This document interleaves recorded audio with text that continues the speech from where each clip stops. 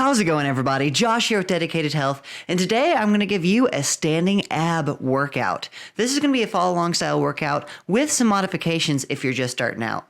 And if you want to see how to make sure you're getting the most out of this, make sure you stay to the end because I'm going to give you some tips and tricks that will make sure you're getting the six-pack of your dreams without having to lay on the floor. So let's get to it.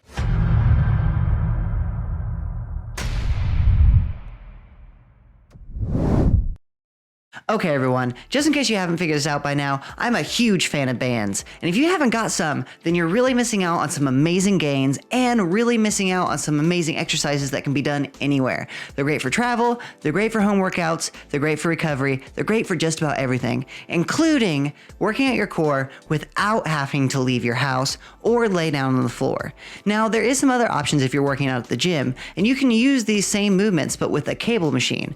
But for the sake of this video, I'm going to show you how to do it with just bands. So whenever you're thinking of a good core workout, there's a few things you want to make sure you're taking in consideration. What your core is actually used for.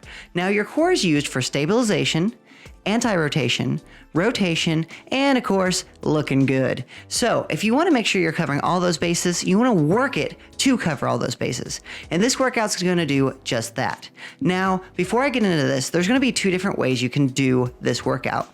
The first one is if you're a beginner, I want you to really focus on the movements themselves and making sure you're getting a good contraction of the core. Because if you're not activating the core muscles, you're not going to get the most out of this. Just like if you're doing a bicep curl and not thinking about your bicep, you're really not going to get everything you want to out of that movement. Now, the first way to do this for beginners is do it with reps and sets. Instead of doing it for time, like I'm going to show you what a more advanced workout would be, then you want to make sure you're doing each one for about 12 reps each or more depending on where you're at. And I recommend doing 3 sets of each movement. That's going to make sure you're really hammering in the movement and focusing on the contraction, not just doing it for time. Because when you do a movement for time, sometimes you sacrifice some of the form just to get through the time that you're supposed to be doing it. And we don't really want to do that. So nail the movement first, go back later and try it for time once you're more comfortable and you know how to do the movement. So now, if you're going to do this in a more advanced style, we're going to try to hit each movement for 30 seconds with 0 break in between. You can set a timer in your phone and just hit the stop and go, or you can download an interval timer like you can see here. Also, if you're interested in more advanced workouts, you can also see those here. It's a full follow along workout routine, and there's 5 different ones there for you. Now, without further ado, let's move into these movements. Like I said, you're going to want to make sure you're hitting all the different aspects of the core. And we're going to start with probably the most important one, which is anti-rotation or just general stabilization. You can accomplish this by doing one of my favorite movements called the band step out. Now, this looks very simple, and to be honest, it is a very simple movement. But if you do it right and you really focus on keeping that contraction in your core and not letting the band pull you back, you're going to get an amazing core workout and you'll feel it right away. Now, this is something you're going to have to do on both sides. So I recommend doing 12 reps on one, switching over, doing 12 reps on the other, and then taking about a 30-second break between before you start it over, because one side got a little bit of a break while you're doing the other. Now, if you're trying this for time, just try 30 seconds on each side and build up from there. Next up, we're going to work from the bottom up, but it's going to really challenge your core because you're going to put yourself in an unstable environment. This is called a band march. You want to make sure your hands are going straight above your head, and that tension of the band is pulling on you the whole time.